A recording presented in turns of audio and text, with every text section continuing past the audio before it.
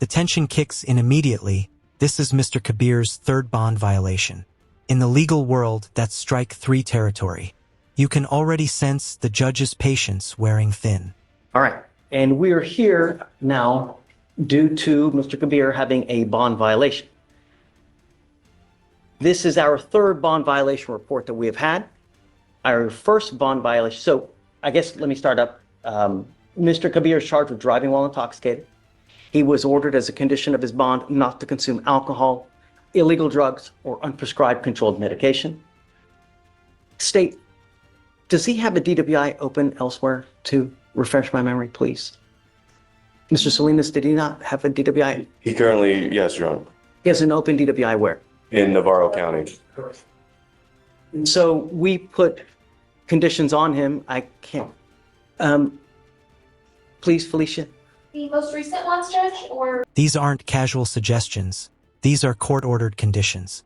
And when you break them, you're not just testing your luck. You're testing the court's credibility. There's been a few that we've amended over time. What are the current conditions now? The current conditions now are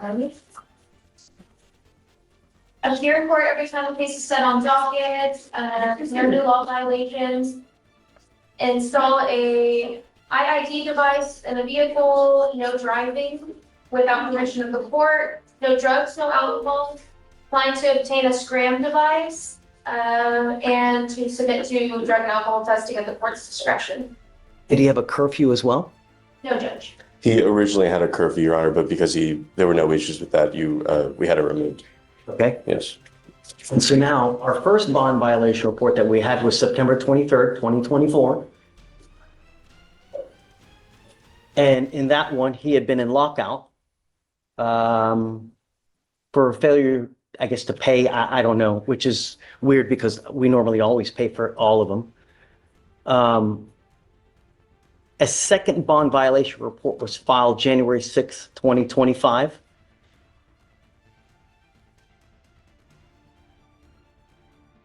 Where I guess he was in lockout again because due to no... There it is. The SCRAM device, a silent witness strapped to your ankle, just snitched. For context, SCRAM monitors alcohol through sweat. It's the court's digital lie detector for sobriety. Calibration of the device. And we now, February 4th, 2025, have a third bond violation. And in this violation, the defendant was ordered to obtain a SCRAM device and to refrain from alcohol consumption and not tampering with the device. The defendant's SCRAM device has reported one consumption event that occurred on January 16th of 2025 at 11:55 p.m. It was also confirmed by a SCRAM analyst as well. Correct? Yes, Judge. Okay. So... Yes, Your Honor. So, yes. So to begin with the first amended order for pretrial, so if the state wants a copy, I have a copy to show them, but sure. So, Your Honor, just going to the very first order, as Your Honor just noted, usually agency fees are waived for that. However, the box on that for saying that the fees were waived, I believe, were not checked on that. Further, Your Honor, the main purpose here for your determination of giving someone bond in the first place is to establish that they come back to court. So are they a flight risk? And then also, are they a danger to the community? Now, Your Honor, if an interlock device is in lockout on a vehicle, it doesn't start. No one's driving that vehicle specifically. There's no way that they can. I could call a witness to testify that, but I know that you But that doesn't are aware of excuse you that. from violating the conditions. Your Honor, Are you justifying that because of that you can just... No, Your Honor, I'm trying to contextualize this because we've been here 2 prior settings.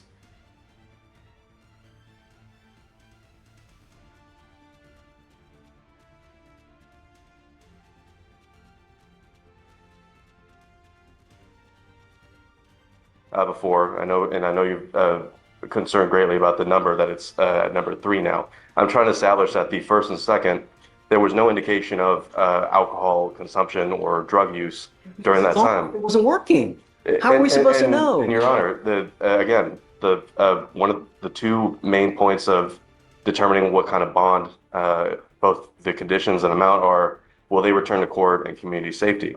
Here, my client, who's being accused of DWI, wasn't driving that vehicle. So it was impossible for him to be driving that vehicle, Your Honor. So I ask you to take that into account as far as public safety goes. As far as this latest bond violation, it's the state's burden to prove that my client violated his bond. All we have right now is a report by SCRAM, but no one is here to testify on behalf of. Well, we can call that, Your Honor, but Yeah. Sure. Hey, Judge, I spoke with the defense counsel today, and he said that he was not requesting to have anybody come here to testify to the SCRAM device. we have Felicia that can be called up as a witness to testify as to what happened with and whether he tested positive or not, whether he's consuming alcohol. It's also the state's burden to prove that he did So- that. So that's, yeah. Please. Yes, Your Honor, we would call retrial services, Miss Felicia Charles. Okay, ma'am, would you please come up, raise your right hand? Do you solemnly swear to tell the truth, the whole truth, and nothing but the truth, so help you God? Yes. Okay.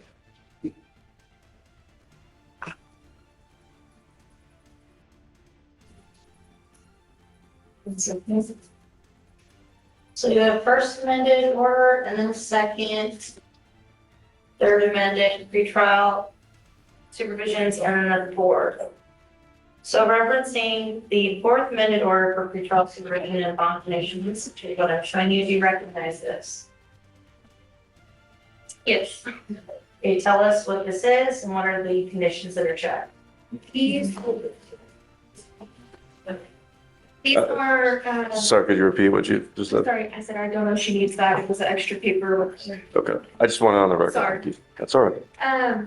Yes, these are pretrial bond conditions, and these are listed as appear in court every time the case is set on docket unless the judge waives appearance. No new law violations, install ignition interlock within the vehicle, no driving without permission of the court, no drugs, no alcohol, and then to obtain, we do have a curfew of 9 p.m. to 6 a.m. and then a SCRAM device to be installed. And so what we're showing you is what's been marked as State's Exhibit 1, and we'll tender this to defense for any objections. No objections. Be admitted as one.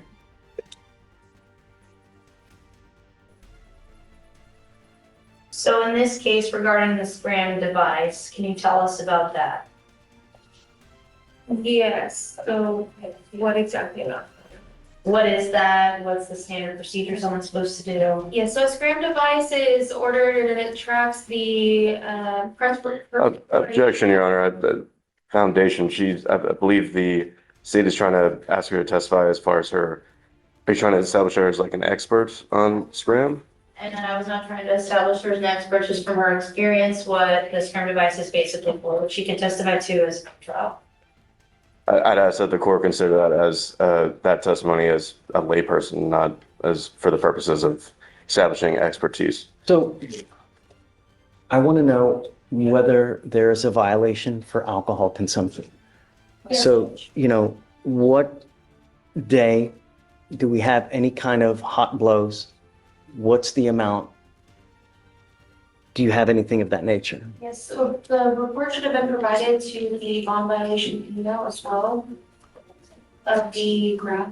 And I'm showing her now what's marked as State's. For the exact amounts and everything, I would need to look at the report that was provided in the email. Okay, please. Have the graphs been printed, State, or she's just referring? Yeah, just so we can all agree on what she's referring to. And I'm showing you what we marked as State's Exhibit 6. Can you please tell us what this is? So this is a SCRAM report sent back to us whenever the device information and data is pulled. And this is what the analysts observe for either tampers or consumption. And this is what they send us back if there is a confirmed tamper or consumption as per. Okay, so this fairly accurately depicts an SCRAM for embedded statistics. Yes. We will tender defense.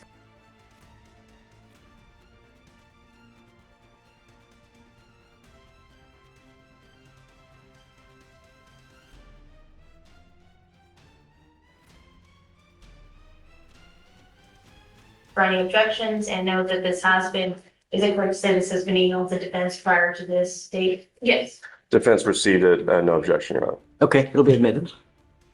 Okay, so can you tell us about the specific dates in this report again that was given to defense prior to today of the basic dates that the SCRAM was not completed properly? Yes, so the device seems to be fully functioning. And on January 17th, Friday, January 17th, the SCRAM device picked up a peak TAC of 0.078%. And then established a zero baseline once again for the dissipation rates of the alcohol at 9:05 a.m. on January 17th. Say it again. 9:05 a.m. January 17th, 0% TAC was reestablished for the dissipation of alcohol. Okay, and for those dates, the ones that match on what I'm showing you as State's Exhibit 2, the bond violation report, can you please, do you recognize this? Yes. Can you please read the details of the violations here?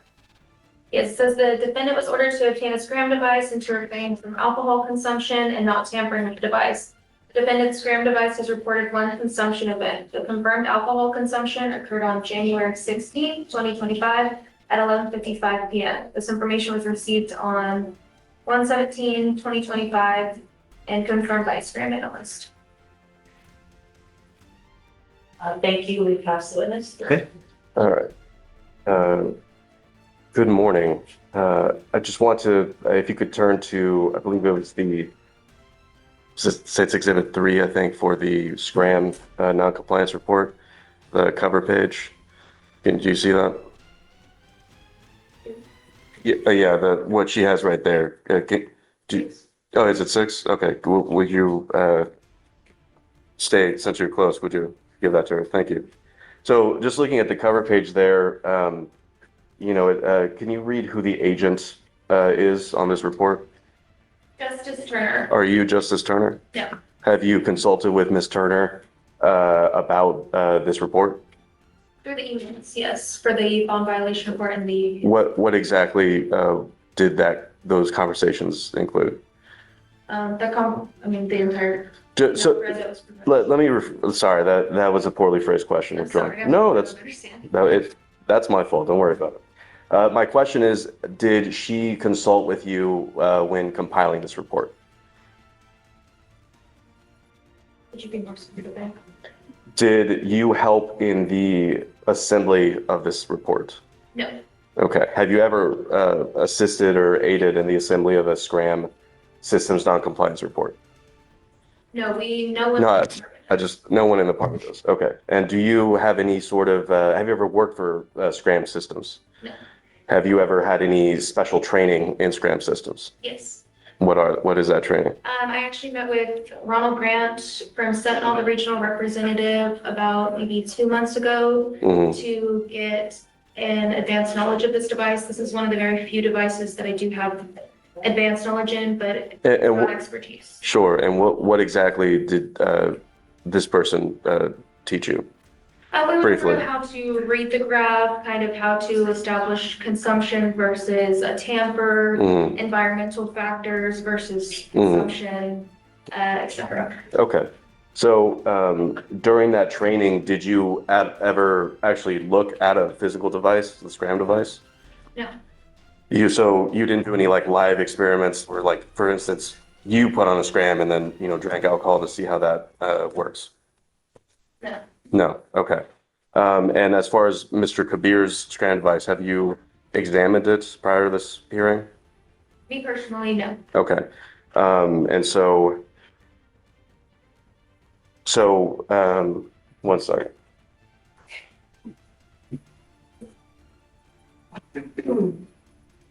So is it fair to say that you've been thoroughly trained on the theory of SCRAM device and alcohol detection? What do you Is that fair to say? That let me rephrase that. So you don't have any actual technical experience with how the SCRAM device detects alcohol in someone's skin. Is that fair to say? think? I don't want you to think. Is it yes or no?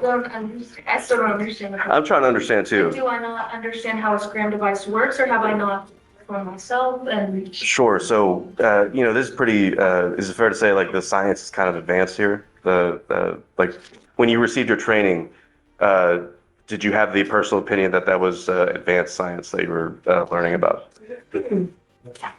I believe so. Okay. And you don't, so basically it sounds like your training, and correct me if I'm wrong here, your training was mostly so you could be able to make sense of what a report says and not necessarily how the actual device itself works. Is that fair to say? Partially, yes. Okay. What's what am I We partially did wrong go about? over, yes, reading the graphs, but then also what kind of would entail, what would mess with the device. Okay. Essentially, as well with tampers, environmental factors with that, makeup Mhm. or placing something between the skin, how things are Mhm. worked around with the device, how people evade from, having the correct reading on the device. Sure. And so that's, you basically learned that all in theory, right? There were no withdraw that question. So I'm just saying there was no actual, you didn't look at any studies. Did you read any studies when you did this? Okay. I actually met with him due to another case. I wanted to further understand it, so we examined Good. the report for that. Well, And also reviewed some of the peer-reviewed articles. Well, that's great. I'm glad that you want to. A lot of people won't. They'll just kind of do their jobs, right?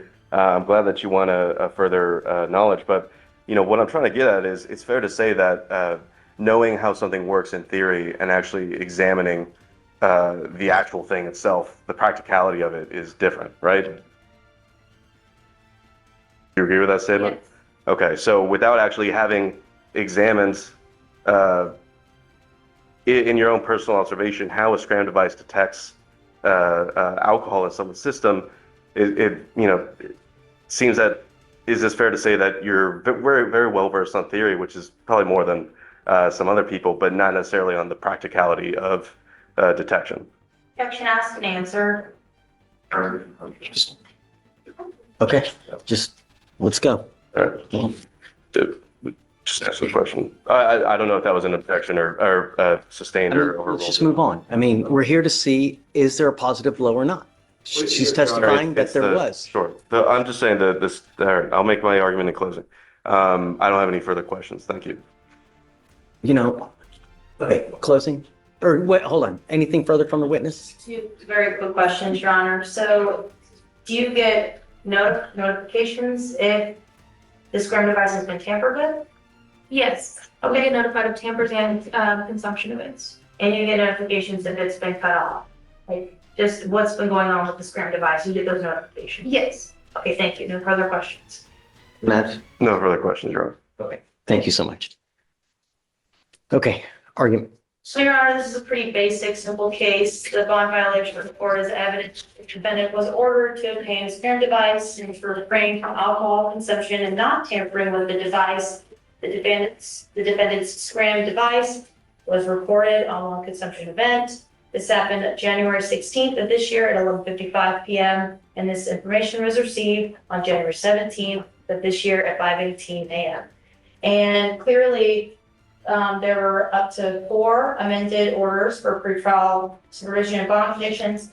It was obvious which the defendant was supposed to do, and he directly violated those orders, was evident by the pretrial services and bond violation report. So it's pretty clear here that we would be asking to revoke bonds in this case. And we would just like to urge that this is a fair and convincing standard, as I already know, Judge, and it's not beyond a reasonable doubt. I don't think that we need a scientist here to prove that the SCRAM device is device that can detect alcohol. Okay. Yeah, Your Honor, I agree with State insofar as this is a simple matter. Where we disagree is, I think a scientist was needed. I think someone who actually has the technical know-how of how this violation report came to be. The state did have that standard of clear and convincing to prove that my client violated this. So far, all we have is a piece of paper that is, at least for right now, is supposed to have been prepared by someone else who is not here to testify. There's no ability to cross-examine them on their expertise, on any notions of false positives, on any issues that a technical expert would actually know about the device. And without that, Your Honor, I think it's very clear that the state failed to prove their burden of proof that my client consumed alcohol. And I would ask that, Your Honor, again, not revoke the bond, keep it as is. My client's here. There hasn't been any warrants for his arrest issued since he's been coming to this court. And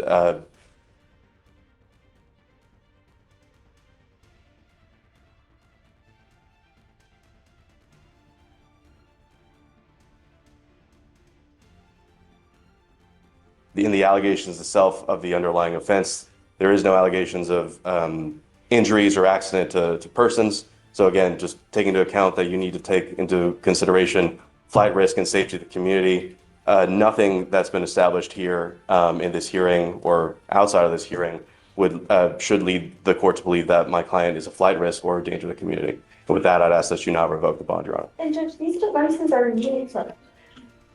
Say it again. These devices are used all the time. Well, their use all the time is Just so- irrelevant to needing an expert to testify on that. Absolutely. I absolutely appreciate your tenacity. I have done everything in my power not to revoke his bond. He is on bond for a DWI in another county. He picked up a DWI here. He's had not one violation. On the first violation, I didn't take him in. He had a second violation. I didn't take him in. Now he has a third violation.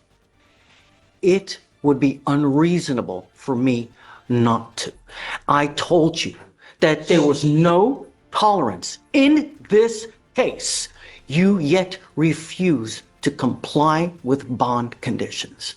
I find by clear and convincing evidence that you refuse to comply with bond conditions, and I have bent over backwards not to put you into custody. But now we have a positive blow. We have someone who has testified to it, and I believe it. So I am now revoking your bond. He goes with you.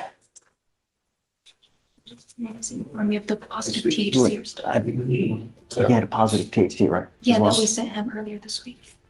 He also tested positive for THC. marijuana as well. Well, Your Honor, Here this week. that wasn't. Are we still on the record then? On the okay. Well, I would also want someone to come testify about that, Your Honor. But you know that I'll make. I know, but I know you already made your ruling. But I was ready to testify on that because they don't have anything on chain of custody on the test itself on whether it tests cannabinoids, which delta 8, hemp. There are a bunch of things that are THC related that could pop positive for THC that aren't THC. Regardless, we admonish him not to put anything in his body that doesn't have any delta whatever. Regardless, it's number 3, goes with you. Right, off the record. Sorry. Thank you. But I just can't, with an open DWI and a third, that's it. I can't just keep doing it, you know? At some point, I become an enabler, and I can't do that. I can't keep doing it, you know? So. Well, I mean, Your Honor, I understand you're revoked the bond. Would you consider raising it to? Well, I am going to raise it, right? I'm going to raise it to 7503 now. Well, and look, I'll just, if you could take this into account, Your Honor. This is a hired client. You know, he has every intention of taking this case to trial. So I would, you know, just, I'm not cheap, Your Honor. So if you could keep that into consideration on that. It's, you know, and it's I understand. representing him in Navarro too. No, I'm in touch with his counsel there, but no, I'm not representing him there. Okay. Yeah. But tell him this, that he's lucky that they didn't revoke him on the first 2 cases, considering that he has an open, you know, really, because, and I'm telling you now, I don't know how I didn't, but I can't just keep doing it. I can't. Mr. Gutierrez, you're charged with reckless driving. You're facing up to 30 days in jail and or a $500 fine. We're going to do probable cause. You have the right to remain silent. Anything you say can or will be used against you. You have the right to have an attorney present. If you cannot afford one, one will be appointed to you, sir. Sir. On January 31st, 2025, it says the officer observed a Dodge Challenger run the red light in an attempt to make a U-turn in a sudden acceleration and almost strike a vehicle that was traveling north and had a green light. The vehicle had to perform an emergency maneuver to avoid the Dodge, but did not stop and continue northbound on Westlake Houston Parkway. The officer initiated a traffic stop. And the defendant was pulled over for reckless driving and running the red light. So you said he's at a stoplight? Yeah, so he ran the red light in an attempt to make a U-turn while somebody else had a green light and almost struck the other vehicle. And Okay. he also had 0.20 grams of Tylenol on him. That's what the DIN says. So I'm going to find probable cause now. Do your diligence. Get the video. If you show something different, come back, let me know. We can always revisit probable cause at a later time. Okay? Do you see whether he has a Texas driver license, please? Okay. Mr. Gutierrez, I'm going to find that there's probable cause to go forward with the case. I'm ordering you as a condition of your bond not to drive in a reckless manner, no racing, street takeovers, donuts, anything of this manner. If I find that you do, or you put my public in danger, I'm going to revoke your bond, put you in jail. So you understand? Yes, sir, I do. Eligible judge. Okay. Now he's on felony probation upstairs. Are you familiar with this? Not with the felony probation judge. Does it show they filed He's, MAJ yet? I don't know. Let's look. He's on probation. It looks like it may be a second or first degree felony. Yeah, second degree felony. Let me see. So just be on the lookout. You know, it's very well they may file a felony warrant now. He's already had one MAJ dismissal. So be on the lookout, sir. Sir.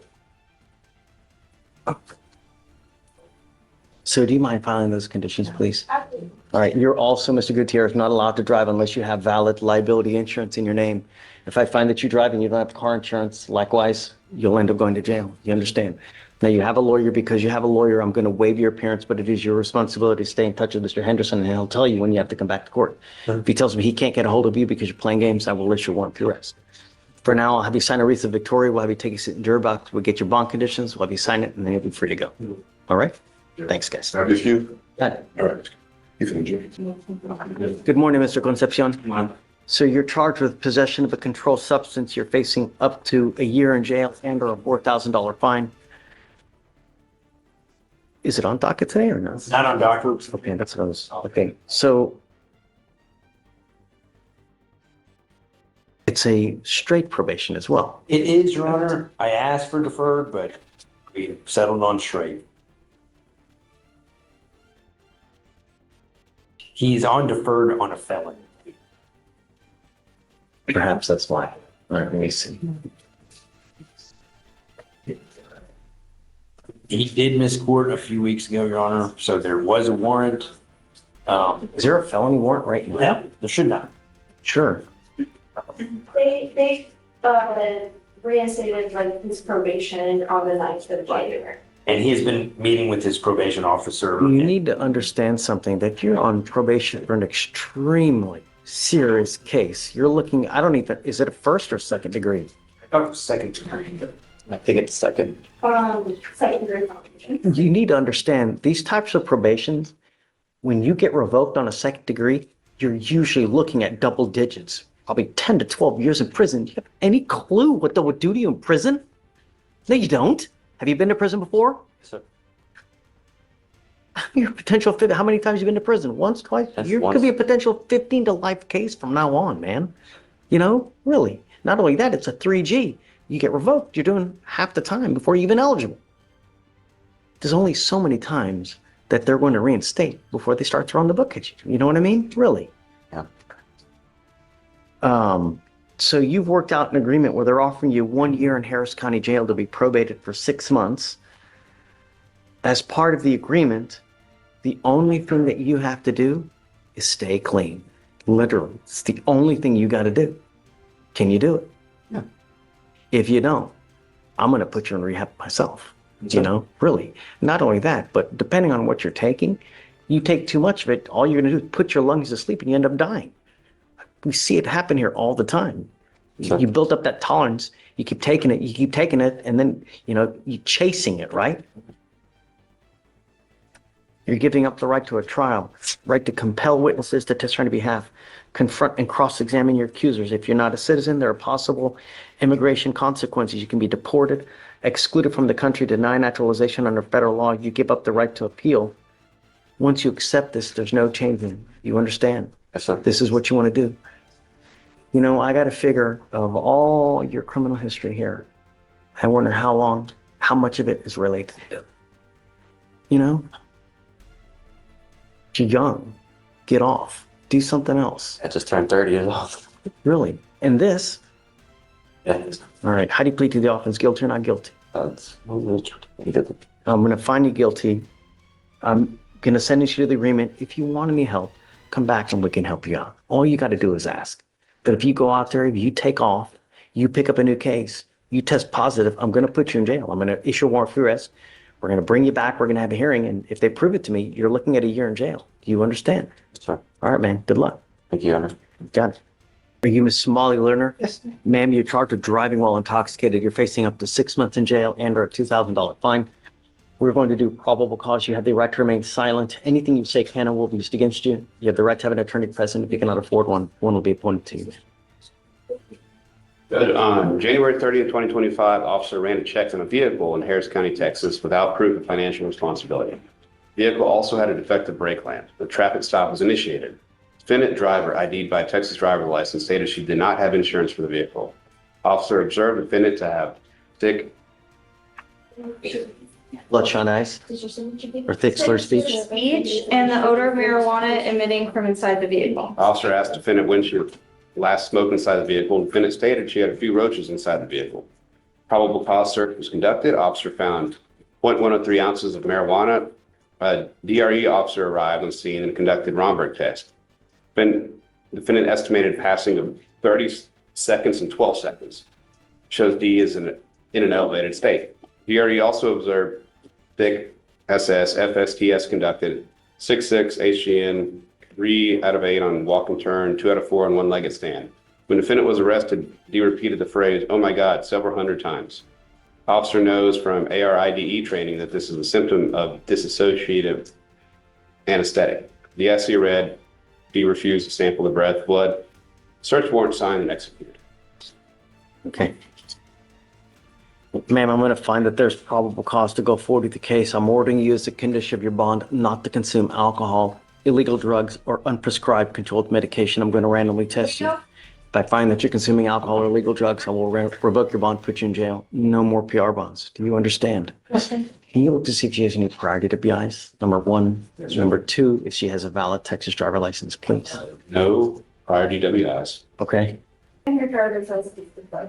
Great. Okay. Ms. Lerner, like I said, no alcohol, no drugs. I'm going to randomly test you. Do you have the ability to hire a lawyer, or would you like a court-appointed lawyer? Okay. I need you to fill out an application for me. I'll take a look at it. And then for now, I'll also have you sign a receipt with Victoria. I'll later have you get with police for your bond conditions, and then I'll have you meet with a lawyer. In a bit. License being suspended. I'll let you talk to a lawyer about it. I can't give you legal advice. No, assuming we give you a lawyer, you can ask the lawyer, and the lawyer can advise you properly. I need to start working. I lost my job. Just, talk to the lawyer and they'll be able to advise you properly. As long as you have a valid Texas driver license and you have liability insurance, I'm not taking away your privilege to drive.